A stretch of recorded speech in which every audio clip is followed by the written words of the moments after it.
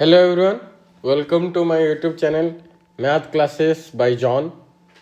आज हम लोग देखेंगे कि chapter 2 of 10th class, that is polynomials. So in this chapter हम लोग देखने वाले हैं types of the polynomial. Okay,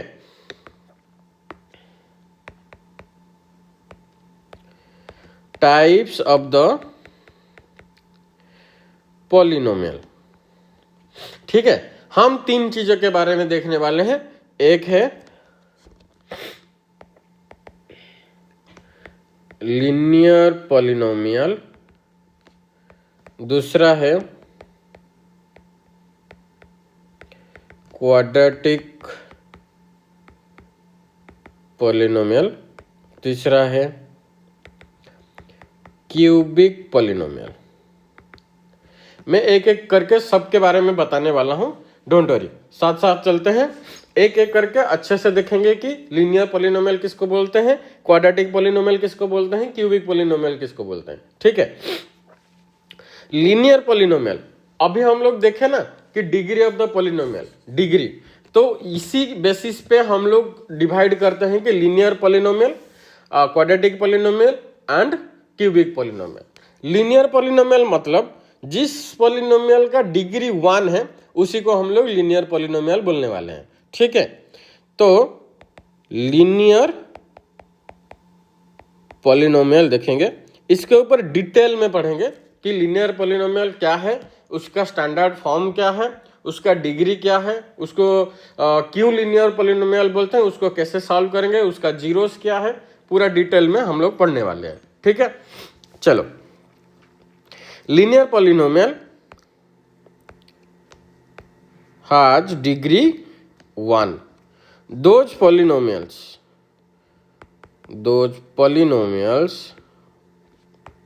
has degree 1 called linear polynomials. ठीक है, डिग्री 1 मतलब जो वेरिएबल का हाईएस्ट पावर होगा वो 1 होगा। तो इसका स्टैंडर्ड फॉर्म, ये इंपॉर्टेंट है बच्चों, देख लो। स्टैंडर्ड फॉर्म क्या है, ax plus b equal to 0। एक तरह का इक्वेशन मैंने लिख दिया। जो एक्सप्रेशन है वो ये है ax प्लस बी। अच्छा, ax plus b equal to 0, ये हो गया लीनियर पॉलिनोमियल का स्टैंडर्ड फॉर्म।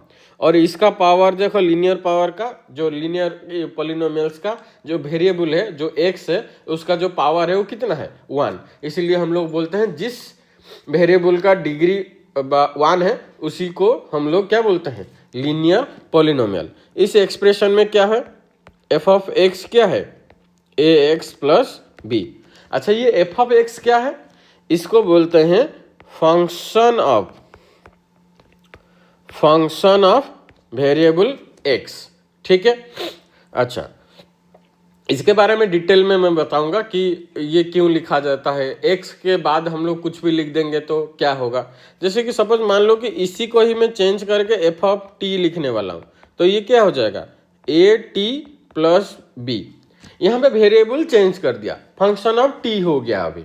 तो x का वैल्यू के x के जगह में अगर 2 डालूं, 3 डालूं, कोई भी वेरिएबल डालूं या कोई कांस्टेंट डालूं, तो सिर्फ वो x में ही चेंज होगा, बाकी सब तो कांस्टेंट है ना, वो चेंज नहीं होने वाला।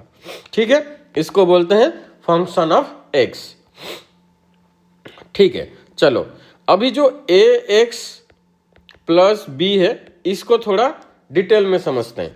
यहां पे हो यार, x is the variable, a क्या हुआ, ये हुआ कोफिशिएंट ऑफ x, b हुआ कांस्टेंट टर्म। समझ में आया? तो यहां पे वेरिएबल हुआ x, उसका जो कोफिशिएंट है वो है a, b हुआ आपका कांस्टेंट। ठीक है, चलो, फिर इसके बाद हम लोग देख रहे हैं कि क्वाड्रेटिक पॉलिनोमियल। मैं जीरोस के बातें करूंगा, पर तीनों को पहले समझ लेते हैं, फिर उसके बारे में जीरोस कैसे होगा हम लोग सीरियली चलेंगे। यहाँ पे देखो, ये देखो यहाँ पे लीनियर पॉलिनोमियल है ना, लीनियर पॉलिनोमियल, फिर क्वाड्रेटिक पॉलिनोमियल, फिर क्यूबिक पॉलिनोमियल।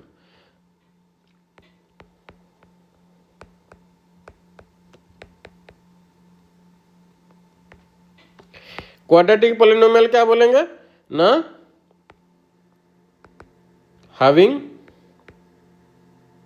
डिग्री क्या होगा 2। ठीक है, इसका एग्जाम्पल इसका जो स्टैंडर्ड फॉर्म है, इसका जो स्टैंडर्ड फॉर्म है क्या है, ax² plus bx plus c equal to 0।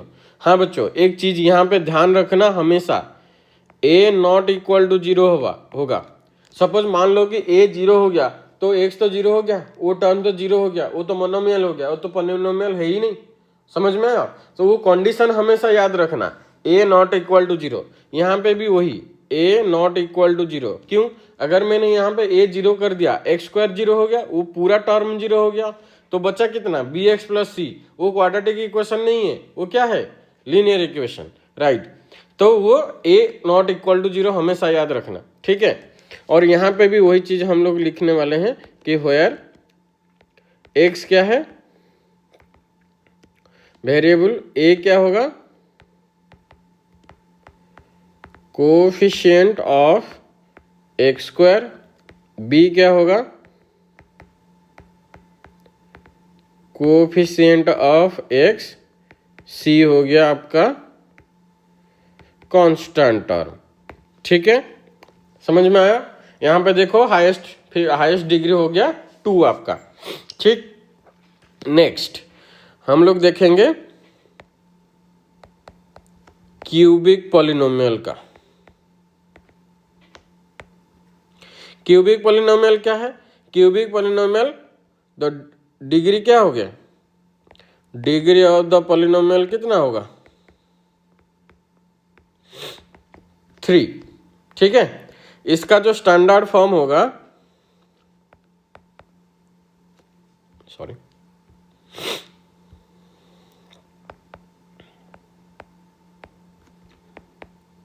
Standard form होगा ax³ plus bx² plus cx plus d equal to 0। ठीक है, और देखो यहाँ पे एक एक चीज बढ़ रहा है, फिर भी यहाँ पे a नॉट इक्वल टू 0 हम लिखेंगे एज ए कंडीशन। ठीक, एंड इधर क्या क्या है हो यार, a क्या हो जाएगा,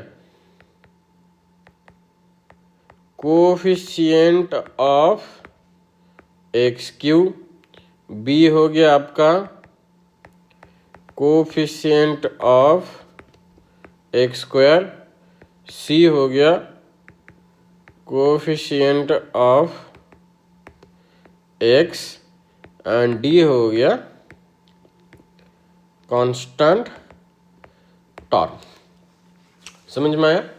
चलो, तो हम लोग क्या क्या देखे कि लीनियर पॉलिनोमियल किसको बोलते हैं, क्वाड्रेटिक पॉलिनोमियल किसको बोलते हैं, एंड क्यूबिक पॉलिनोमियल किसको बोलते हैं, और इसका क्या क्या है, क्या स्टैंडर्ड फॉर्म है, और क्या क्या a क्या है, b क्या है, और c क्या है, what is the conditions. Okay, इस तरह का कॉन्सेप्चुअल वीडियो देखने के लिए, या अगर बहुत सारे जो मैथ का जो कॉन्सेप्ट वीडियो है, सारे चैप्टर्स का अगर कॉन्सेप्ट वीडियो देखने के लिए मेरे ये कॉन्सेप्चुअल वीडियो को लाइक करें, सब्सक्राइब करें और ज़्यादा से ज़्यादा शेयर करें। मैं सारा चैप्टर्स का कॉन्सेप्चुअल वीडियो एक अलग से प्लेलिस्ट बना के डाल रहा हूँ, वहां पे आप जाके सारे चैप्टर्स का एक एक करके कॉन्सेप्चुअल वीडियो आप देख सकते हैं। ओके, तो अगर ये वीडियो आप लोग को अच्छा लग रहा है तो do like, share and subscribe. अगर कुछ भी प्रॉब्लम है तो आप कमेंट बॉक्स में मुझे कमेंट करके बता सकते हैं। ठीक है, thank you, wait for next video.